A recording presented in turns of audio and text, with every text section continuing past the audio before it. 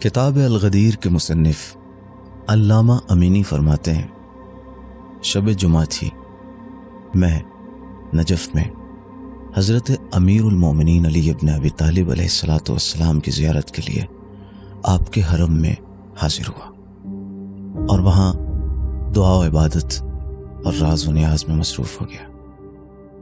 میں نے مولا کے تصدق سے اللہ سبحانہ و تعالیٰ کی بارگاہ میں دعا کی کہ مجھے کتاب در السمتین کہیں سے حاصل ہو جائے تاکہ میں الغدیر کی آخری باتوں کو مکمل کر سکوں۔ مجھے اس کتاب کی شدید ضرورت تھی مگر وہ کہیں سے حاصل نہیں ہو رہی تھی۔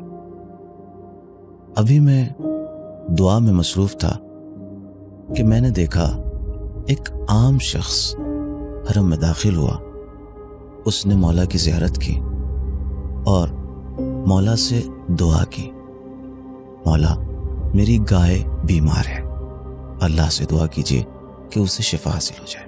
یہ دعا کر کے وہ حرم سے چلا گیا۔ میں بھی تھوڑی دیر بعد اپنے گھر چلا آیا۔ 1 ہفتہ گزر چکا تھا مگر ابھی تک مجھے کتاب در السمتین کہیں سے حاصل نہیں ہو پائی تھی۔ اتفاق سے جب میں دوبارہ حرم گیا تو میں نے کیا دیکھا کہ وہی شخص دوبارہ مولا کی زیارت کے لیے حاضر ہوا ہے اور اس نے مولا کے ذریعے کا رخ کر کے مولا کا شکریہ ادا کیا۔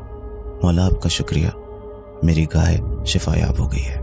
میں نے جب اس شخص کی باتوں کو سنا تو مجھے حیرت ہوئی اور تھوڑا رنجیدہ خاطر بھی ہوا کہ مولا نے اس کی باتوں کو سن لیا اور میری دعا ابھی تک اللہ کی بارگاہ میں قبول نہیں ہو پائی۔ میں نے بھی مولا کے ذریعے کا رخ کیا اور عرض کی، مولا آپ نے اس آدمی کی بات سن لی، اس کی حاجت پوری کر دی، لیکن میں آپ سے مسلسل کئی دنوں سے توسل کر رہا ہوں کہ مجھے وہ کہیں سے کتاب حاصل ہو جائے، لیکن ابھی تک میری دعا قبول نہیں ہو پائی۔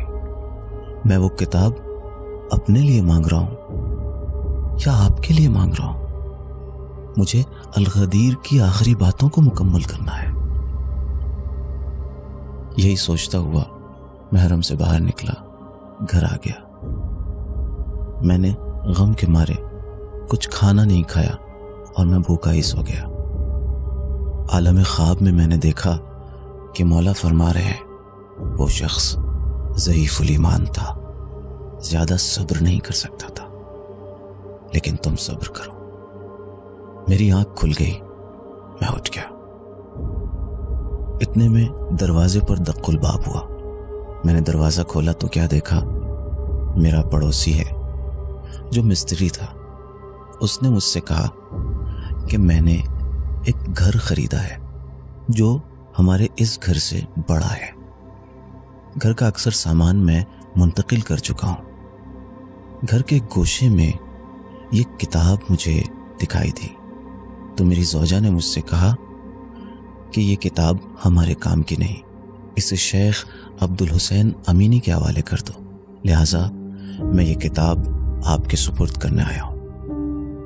علامہ امینی فرماتے ہیں کہ میں نے وہ کتاب اپنے ہاتھ میں لی، اس کے غبار کو صاف کیا تو کیا دیکھا، یہ وہی کتاب ہے جسے میں تلاش کر رہا تھا، جس کے لیے میں مولا سے توسل کر رہا تھا۔